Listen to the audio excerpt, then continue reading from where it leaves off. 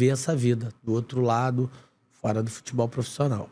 Até que a rotina do futebol profissional é uma rotina complicada, né, Valdir? Você que trabalhou anos e anos como jogador e depois, no pós-carreira aí de atleta, foi auxiliar do Vasco, trabalhou como treinador. Essa rotina de pressão e de competição diária é uma rotina estressante, não é? É o tempo todo que a gente tem que dar satisfações e resultados todos os dias.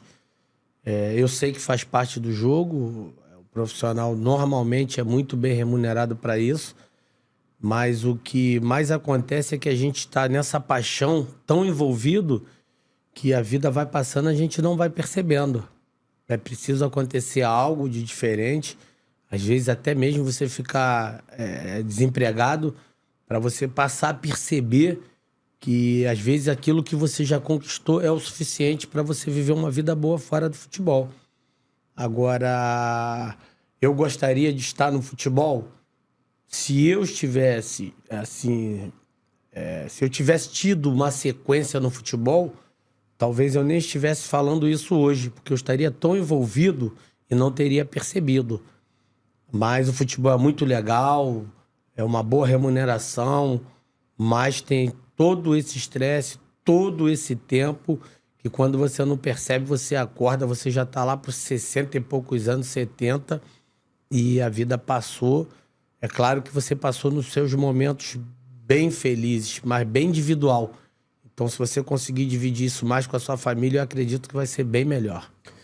E, Valdir, não sei se já te perguntaram isso, provavelmente já, mas eu queria que você fizesse uma rápida passagem aí de como é que você começou no futebol, porque você não começa na base do Vasco diretamente, né? Você antes passa pelo Campo Grande, se eu não estou enganado. Campo Grande, tu sabe que é um pouquinho distante de São Januário, né? Hoje até tem mais condução e tal. Na época... Depois de botar a Transolímpica por ali, sim, né? já deu uma melhorada e tal, tem mais ônibus. Na minha época era mais difícil, então a gente ficava por ali mesmo. Eu fui pro Campo Grande, poderia ter ido pro Bangu e tal, Madureira era mais distante também, mas fiquei pelo Campo Grande, fiquei 11, 12, 13, 14 e 15. Entre 15 para 16 eu fui pro Vasco. Aí completei a minha base no Vasco. Agora, foi muito bom, porque quando você está numa equipe pequena, você tem um trabalho, você tem os treinamentos, mas é um tipo de treinamento, você não tem tanto recurso. Quando você vai para um clube como o Vasco, você já tem uma camisa, é visto diferente, tem um trabalho, tem uma alimentação, você vai se destacando, vai tendo uma atenção maior. Então foi muito bom para mim, essa saída ali 15 para 16 anos pro Vasco, eu fiz essa base. E foi muito bom também ter começado no Campo Grande, onde eu convivo hoje com os garotos que jogaram comigo, já estão tudo 50 ou mais. Bem legal, convivo com todos eles. Mas essa saída pro Vasco foi maravilhosa, vestir uma camisa de peso. E você acha que foi legal você ter ido pro Vasco já com 15, 16 anos, que era uma idade que você já estava mais maduro? Porque hoje em dia, você trabalha com futebol e viveu isso. Cada dia mais cedo as crianças chegam no clube, né? A gente já recebeu aqui alguns convidados falando de vez em quando até que o clube é meio que pai e mãe dos atletas. Você já chegou lá com uma certa maturidade, 15 para 16 anos. Isso te ajudou de alguma forma? Você chega numa geração muito vitoriosa na base do Vasco, essa geração 9-2, né? Cheguei numa outra época, bem diferente. Hoje você chega num clube com 6, 7, 8 anos, você já veste uma camisa, você já disputa um campeonato. Já tem uma responsabilidade. A criança não vai sentir, mas os treinadores sentem a pressão que é de ganhar. Você só tem que trabalhar, treinar, criar um jogador ali. Não é. Essa história ela é contada, mas não é bem assim. Existe essa responsabilidade. Na minha época, não. Eu passei 11, 12, 13, me divertindo, jogando, treinando. Tudo normal, bem suave, sem cobrança. Não disputava campeonato ainda. Passei a disputar, acho que com 14 para 15 anos, infantil. Então foi bem mais suave. Hoje a garotada já sente isso.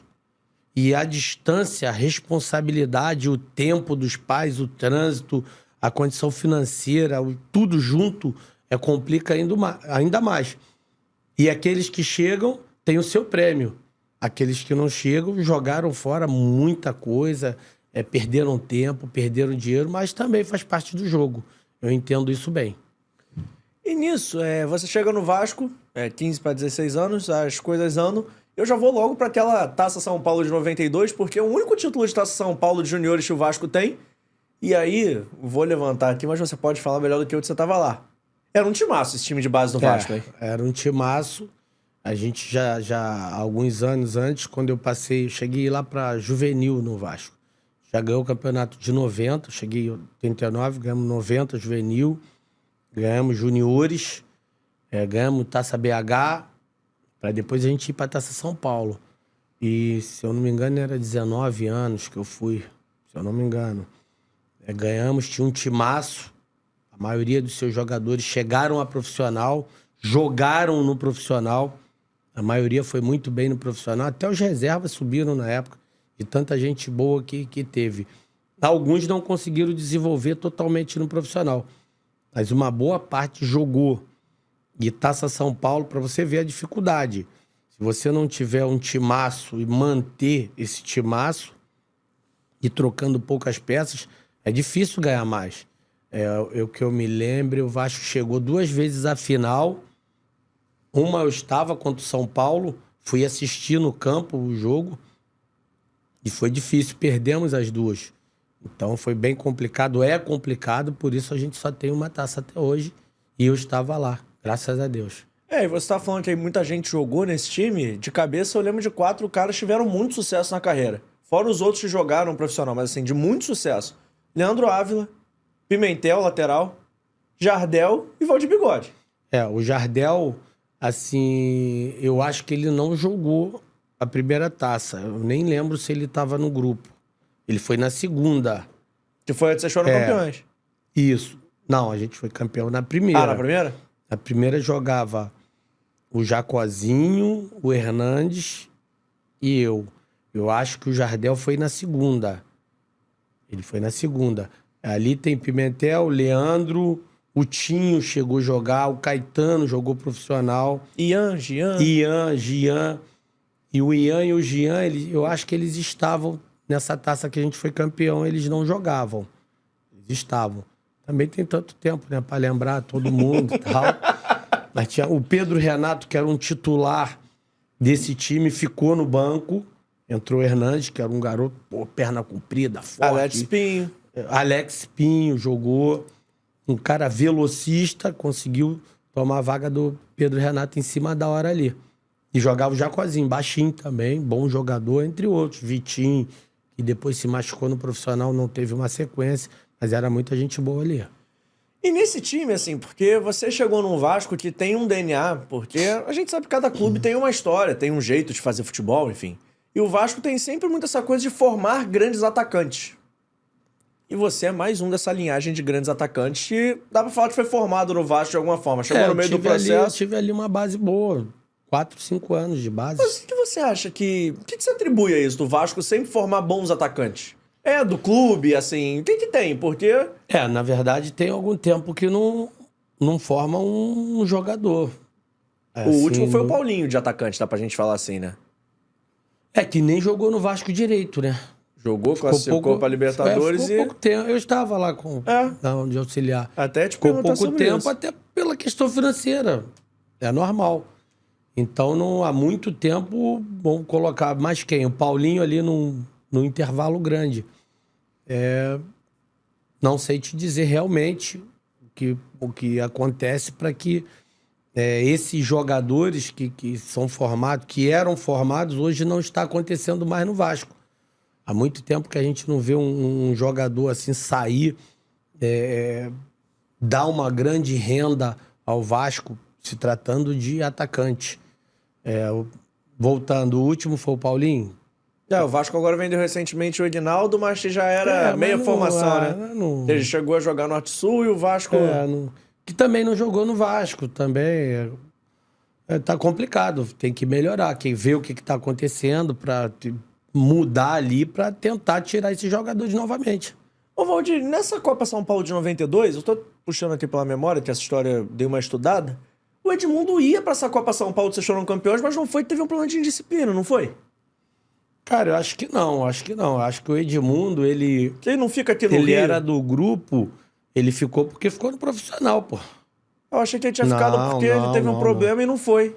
Não sei Acabou, te tava dizer treinando. exatamente, mas não acho que não foi por causa disso, não. Ele era um belo jogador, tinha os problemas dele lá e tal. Mas nessa época não tinha esse negócio, não, cara. Ah, indisciplina. O cara joga, vai jogar. Aí tu não bota o cara, o clube perde, pô. Ah, o cara fez o negócio errado aqui, um ali, tem 18 anos, faz um monte de coisa errada, entra lá e joga pra caramba. Como é que tu faz? Tira o cara? Prejudica o clube? De repente ele é a única... Falando em dinheiro, ele é o único dinheiro do clube hoje. Trabalhar a cabeça do garoto, cuidar do garoto. Normalmente, jogador de futebol vem de bairros mais pobres. Naquela luta, não está acostumado. Às vezes, não tem tanta educação. Como aconteceu comigo, com os outros. Tem que trabalhar o garoto. O garoto vai virar uma grande renda para o clube. E o clube tem a obrigação... Na época nem se falava disso. Mas o clube tem uma grande obrigação de cuidar da cabeça do garoto, pô. Trabalhar o garoto. Mudar as companhias, concentra mais ele, mostra um outro lado, bota um psicólogo, hoje tem esse recurso, trabalha. No Vasco tinha também essa época, mas hoje tem mais facilidade. E acabou esse corte? Então calma aí. Antes de eu ir embora, não esquece de se inscrever no canal, ativar o sininho da notificação, deixar o seu like e o seu comentário e, claro, seguir as nossas redes sociais. A gente tá no @ForaDoJogoCast em todas as redes sociais, mas pelo visto, estamos expulsando, então vai, me ajuda aí!